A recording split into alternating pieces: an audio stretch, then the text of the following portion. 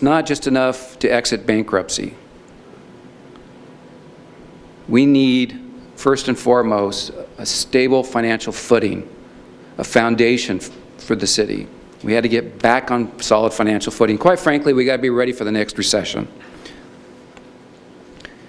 And the one area that we allocated investment, actual increases in services, was badly needed for Stockton, is dealing with the multi-generational crime problem that's been with Stockton for quite a while. We have restructured financing. We have a viable city again, but there's one major caveat. We need new taxes. Without it, we're in trouble. And that's Measure A. If Measure A does not pass, then Stockton is not a viable city again. The reason why, because the only way we're going to be able to balance budgets will be $11 million short, is shut down the library system, shut down a recreation program, shut down our community centers, and 14% more cuts in fire. That's closing some more fire stations. I think that's dangerous. I'm confident the voters are going to approve it and fund the new Stockton organization. I think everybody is salivating over this epic battle between PERS and bondholders or bond insurers. And they don't understand how that will play out in bankruptcy, or how it could play out in bankruptcy. So I'm going to try to do that. Let's say the argument that federal law trumps state law. And so federal government through bankruptcy court can reject PERS. We can reject the PERS contract. Let's say that's true. But nobody asked, what's next? And the best analogy I can come up with is the run-up to invading Iraq. Everybody thought we would win, but nobody asked the question, what next? So if we won with PERS, we reject the contract, what next? We can't renegotiate a new PERS contract. We can't take pieces of the PERS contract and come up with a new program. PERS does not have the authority to do that. State law does not give them that authority. The judge cannot do that. The judge can't say, I'm going to take this PERS contract, I'm going to take pieces of it. The only thing you can happen in bankruptcy is you can reject the PERS contract or accept it. You can't take pieces from it. So if we reject the PERS contract, what PERS will do is come after us for $1 billion. So then they come to us in court, in bankruptcy, and say, give us that $1 billion. Again, let's pretend federal bankruptcy court trumps everything.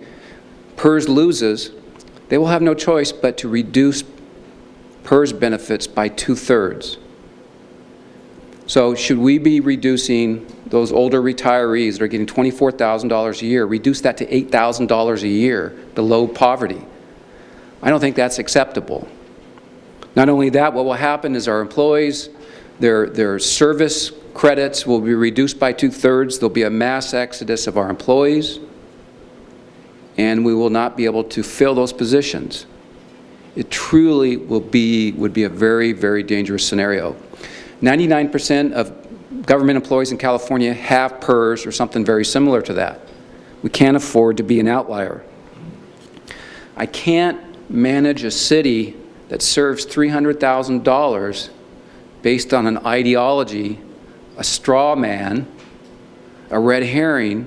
I can't play to demagoguery. I have to face the facts, the cold hard facts of running a business. And the labor market supports a PERS benefit or something like that, and I have to have that to maintain a viable workforce. There's been talk about the long-term prognosis of the general fund. Unless you deal with PERS, they're going to go belly up in 7 years. The people that are working on this forecasting, the three of them, their total experience in financial management adds to over 100 years of experience in local government.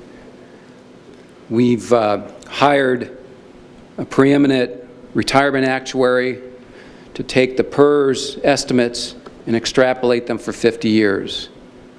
You can't get any smarter on our projections.